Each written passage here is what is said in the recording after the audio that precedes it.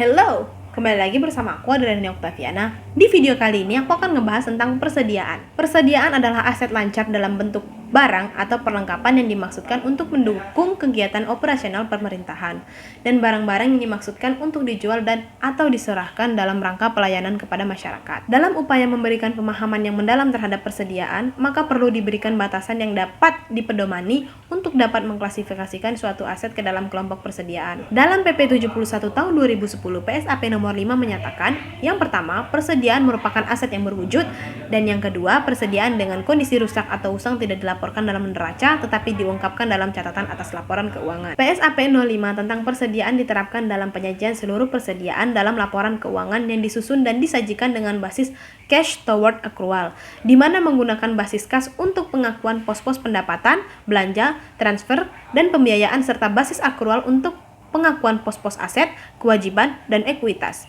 Standar ini diterapkan untuk seluruh entitas pemerintah pusat dan daerah serta tidak termasuk perusahaan negara atau daerah. Akuntansi persediaan bagi pemerintah pusat dan daerah diatur meliputi A. Definisi, B. Pengakuan, C. Pengukuran, dan D. Pengungkapan. Tujuan dari akuntansi persediaan adalah dalam upaya menghasilkan laporan keuangan yang akuntabel dan transparan. Maka seluruh transaksi keuangan yang dilakukan oleh instansi pemerintah harus dicatat dan dilaporkan sesuai dengan akun dari masing-masing transaksi. Pengeluaran terhadap kebutuhan sehari perkantoran dicatat sebagai belanja barang atau belum dilaporkan sebagai persediaan di dalam laporan keuangan.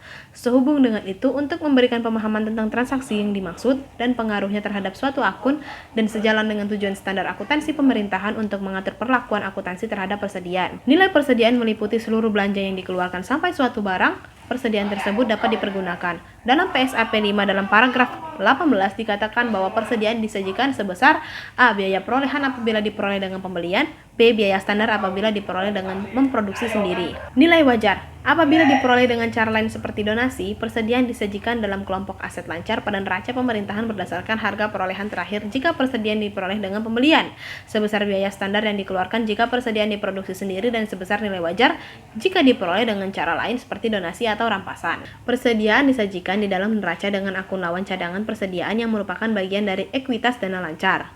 Kedua akun tersebut harus disajikan dengan jumlah yang sama. Persediaan disajikan sebagai bagian dari aset lancar. Di samping penyajian di atas, hal-hal lain yang dipandang perlu untuk diungkapkan dalam laporan keuangan sehubungan dengan persediaan meliputi A. Kebijakan akuntansi yang digunakan dalam pengukuran persediaan, B. Penjelasan lebih lanjut persediaan seperti barang atau perlengkapan yang digunakan dalam pelayanan masyarakat, barang atau perlengkapan yang digunakan dalam proses produksi, barang yang disimpan untuk dijual dan diserahkan kepada masyarakat, dan barang yang masih dalam proses produksi yang dimaksudkan untuk dijual atau diserahkan kepada masyarakat. Dan C.